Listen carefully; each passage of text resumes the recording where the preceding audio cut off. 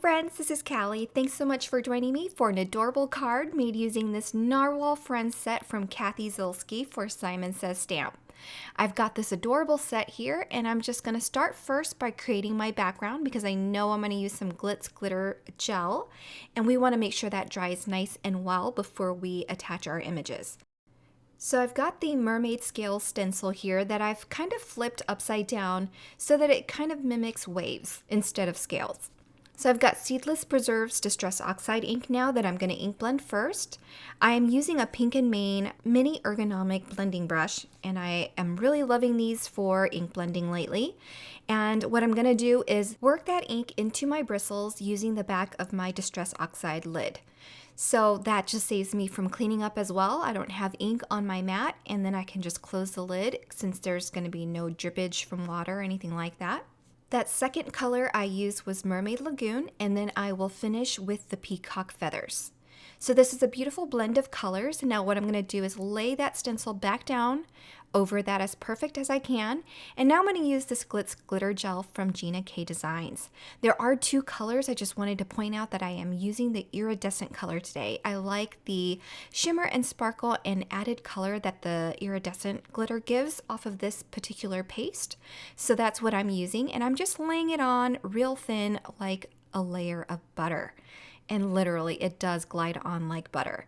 So I'm going to use my palette knife, make sure that it's nice and even before I lift that, and then you want to make sure that you clean off your stencil and your palette knife as soon as possible.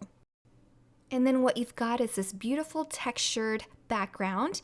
So I'm just going to lay that to the side and let it dry while I stamp and then color my images.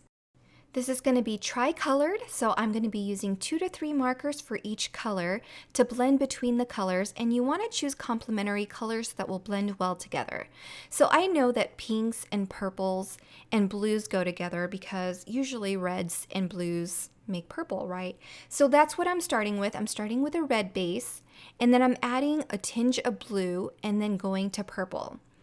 So we are starting with the darkest red first at the top, or pink, R85, and then I'll blend that out with R81, and I felt like I needed a lighter pink, so I went in with the RV10.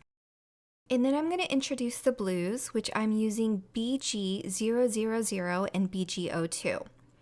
And then I'm going to add the purple, and that's going to concentrate with the darkest shade being at the bottom, blending with the lighter purple into the blues.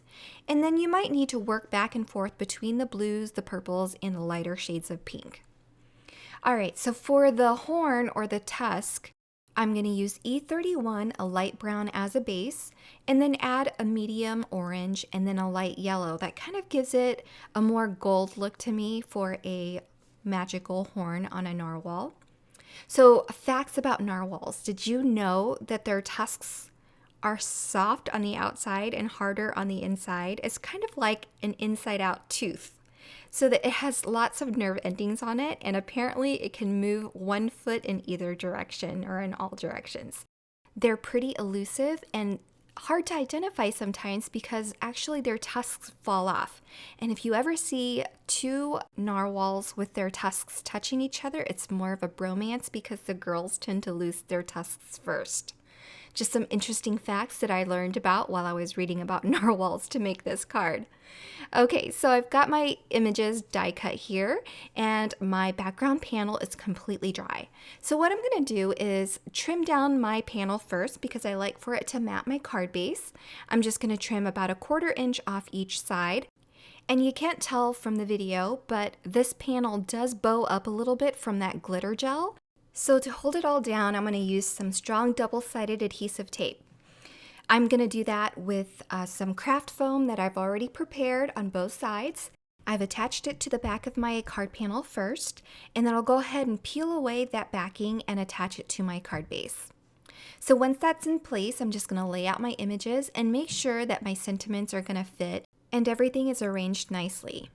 So once I've decided where it should all go, I'm going to go ahead and attach my images down first so things don't move around.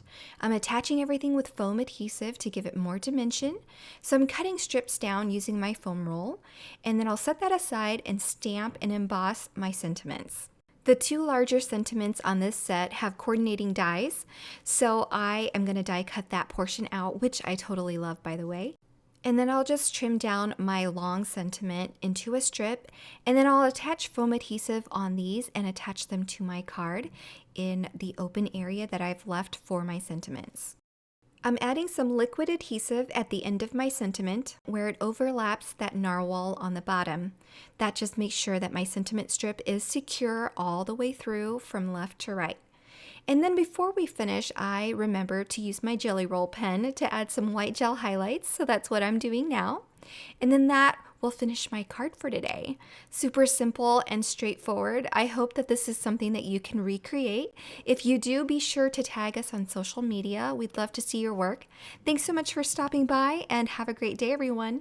Bye.